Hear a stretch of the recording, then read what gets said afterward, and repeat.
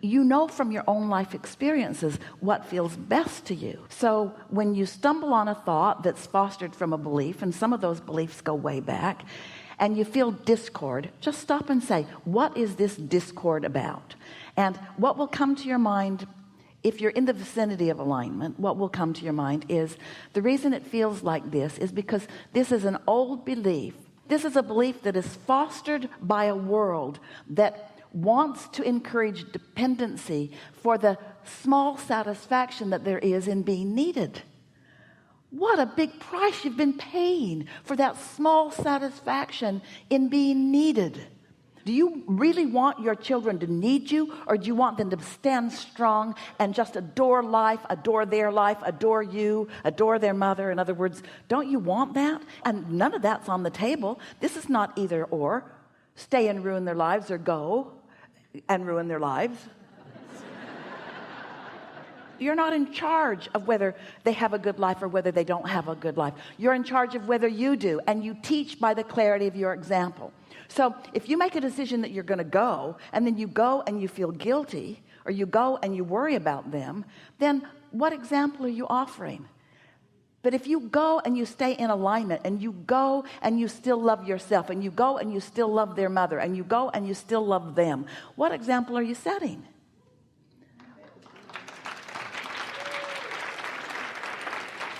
There are a lot of people that use love to control.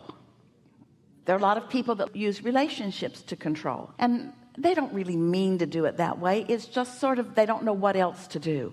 But when you've tasted the sweet nectar of alignment, of really loving you, friends, you've got yourselves in quite a bind, because so many people around you have different ideas of how you should live. So you know what you become? You become guarded and deceptive. You pretend that you are different than you are, so that you don't upset anybody's apple cart, and so that it doesn't come back on you. But when you are tuned in, tapped in, turned on, and you're in love with life, and you've got source energy flowing through you, and your timing is such that you just say the right thing at the right time, and you feel good, and you rendezvous with those who are in harmony with you, you live happily ever after. And it's their job to do the same for them. You cannot get sick enough to help sick people get well, and you cannot get poor enough to help poor people become prosperous, and you cannot become confused enough to help confused people find clarity. You cannot become unhappy enough to help unhappy people become happy. All you can do is tune to the fullness of who you are and radiate that outward, and those who want some of that will gravitate to you, and those who are in some other vibrational thing will gravitate from you. It's not your job to uplift the world. It's your job to uplift yourself. And in doing so, others who are in the vicinity will be uplifted also. You see, you've brought us to the most important part of the seminar. This is the thing that we so much want to say to everyone. You've got to own your vibration, because you can't cover it up with behavior or words. You got to own it. You got to admit how you're feeling, not for them. We don't mean admit it out loud to them, because it would rain down unpleasantly. We mean you've got to own how you feel. Otherwise, you don't know when you've calibrated an improvement. You got to own how you feel.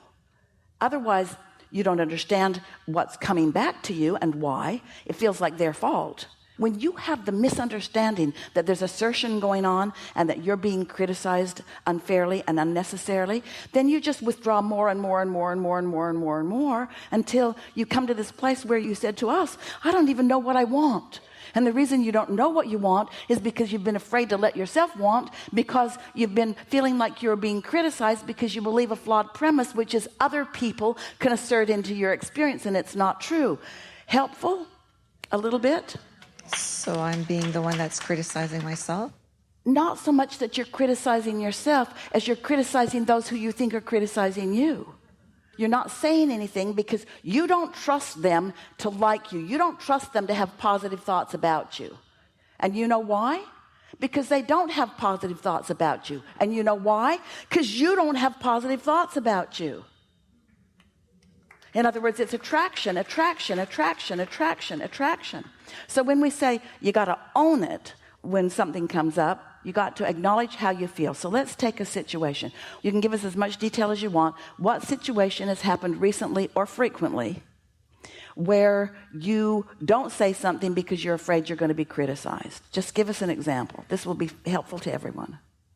With my daughter, who's an adult and who is reacting to a situation around the death of a young 9-year-old boy in our extended family lately, and how I felt that she could have been more compassionate and reached out.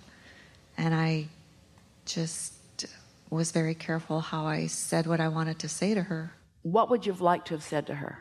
It's not always all about you, and sometimes even though you don't want this in your energy field, you still need to show compassion to people and reach out and tell them you're thinking of them. And what else? You're being selfish. And what else? Not regarding that situation, but what else? That selfish part as it relates to you. You just reach out when it's for you and never for us or anyone else. Only when you need something from us.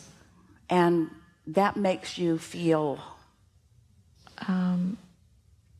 not important, Correct. abandoned, not loved, not seen, not appreciated. All the things that you've done for her, and she's all wrapped up in her little world or her big world, and she doesn't reach out to you, and you feel abandoned. Like I was a bad parent at some point. Where did I go wrong? All right. You see, what just happened is you just owned your vibration. You let yourself own it. You let yourself feel it. And frankly, anybody would. It's a knee-jerk reaction to something like that when the premise of your life is as it has been. I'll do nice stuff for you and you do nice stuff for me, and it's all about action and behavior and things like that. And so I feel like you're not doing your fair share of giving and you're doing more than your fair share of getting. Now, let's move to the other side of the page. Trying to set that aside, ask yourself these questions. We're going to stay on that subject a little bit just to see if we can get a jump start from it. Is my daughter someone who loves more or hates more? Loves more. Is my daughter involved in her life in mostly positive ways or mostly negative ways? Positive. Is my daughter really succeeding at life or failing at life? Succeeding. As a parent, can I lay claim to any of the good stuff that's coming to her? Did I do something right or did I do everything wrong? I did some things right. Do I want to tune to my inner being or to other people? My inner being. Do I want my daughter to tune to her inner being or to other people? Her inner being. Does my daughter mostly tune to her inner being or to other people? Her inner being. Does my daughter jump through hoops to please all of us, or does she march to the beat of her own drum? Oh, she's marching. Is my daughter sort of, whether she knows it or not, acting like Abraham teaches, or more and more? So has anything gone wrong here, or is this happening to help me sort out some things in me? Am I trying to get her to behave like most of the world behaves, who's suffering, or do I want to revel in what she's discovered that keeps her in a joyous place? Can my daughter get sick enough to help sick people get well, and poor enough to help poor people become prosperous, and confused enough to help confused people become clear? Or do I want her to find ways to calibrate herself into her greatest strength? I do. And so, has something bad happened here as she stirred this up in me? Or has something good happened as she stirred something up in me? And do I want my own power and my own clarity and my stability? Do you? I do.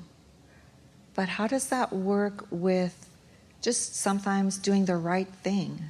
So what's been confusing you is that when you're doing what the world has taught you is the right thing and it doesn't feel good, and your daughter is doing something different than what the world does, and it does feel good, you're grappling with, is it really the right thing to feel good? Shouldn't I be suffering like everyone else? Shouldn't I be holding myself back? How dare I let myself want something? I should not let myself want something. This has been a really good conversation. Really good conversation. And with all of that, still you managed to get yourself here. It didn't feel right. You were there last week. You dragged yourself here again. You calibrated enough that you lighted up, your questions so strong and your willingness so ready.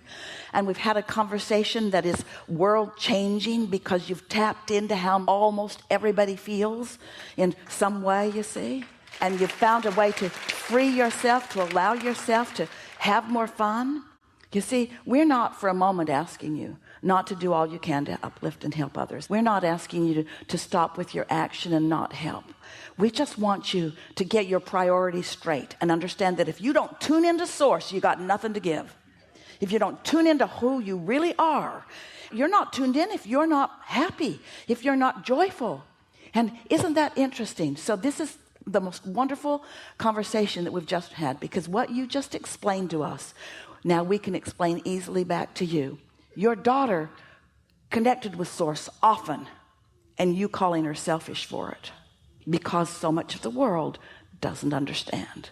They think that sacrifice is the right thing to do, and suffering is the right thing to do, and joining those who suffer is the right thing to do. But here is just a little bit further. Do you know why you feel negative emotion at all? Because your inner being will not calibrate downward to your suffering. If your inner being was suffering with you, there'd be no separation between you and your inner being, and you'd have no negative emotion. Your inner being will not join you in your suffering, and yet you want your daughter to join others in their suffering.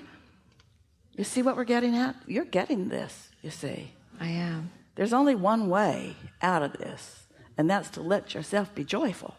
You just got to decide it's okay to feel good and stop pinching yourself off from the things that feel good, because somebody in your little cloistered environment might scowl in their ignorance and misunderstanding of how the universe works.